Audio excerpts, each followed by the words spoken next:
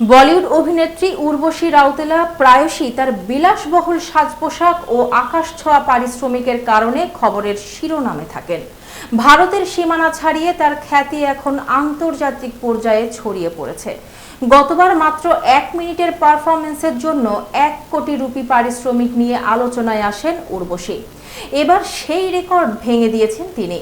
Saudi আরবের জেদ্দায় একটি stage show থেকে তিনি নিয়েছেন 7 কোটি রুপি, যা বাংলাদেশি মুদ্রায় প্রায় 9 কোটি 88 লাখ টাকা।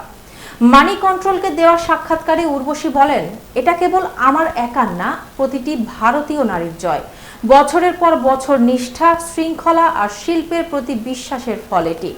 এই সাফল্য আরও বহু ভারতীয় মেয়ের জন্য নতুন দুয়ার খুলে দেবে। তিনি আরও জানান, জেদ্দায় পারফর্ম করা তার জন্য অসাধারণ অভিজ্ঞতা ছিল। উর্বশী ভারতীয় প্রথম নারী যিনি জেদ্দায় পারফর্ম করেছেন। তিনি সেখানে পাওয়া আতিথেয়তা ও ভালোবাসাকে হৃদয় ছুঁয়ে গেছে বলে অভিব্যক্তি দিয়েছেন। সম্পদের দিক থেকে উর্বশীর ঝুলিতে রয়েছে কোটি কোটি টাকার গাড়ি ও অন্যান্য সম্পদ। ইন্ডিয়া টাইমস জানায়, তার মোট সম্পদের পরিমাণ প্রায় 236 কোটি রুপি। তবে কিছু সূত্র বলছে এটি 550 কোটি রুপি ছাড়িয়েছে। সোশ্যাল মিডিয়াতেও উর্বশীর ব্যাপক জনপ্রিয়তা। ইনস্টাগ্রামে তার 72 মিলিয়নের বেশি অনুসারী রয়েছে।